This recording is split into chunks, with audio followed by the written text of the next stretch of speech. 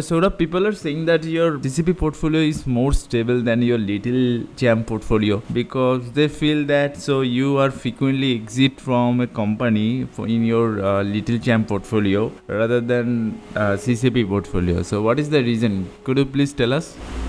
We don't have this latter challenge in CCP.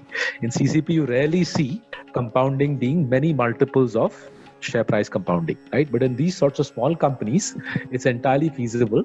Once a company gets discovered through us, and our blog starts circulating, our newsletters start circulating, and ultimately this portfolio starts circulating, and the thesis becomes apparent to lots of people, there is a good chance that the compounding will roar through as a much larger fund house than our modest fund decides to take a big size position. And if that leads to 70, 80, 90% acceleration in the share price, we got to think about booking some degree of profits.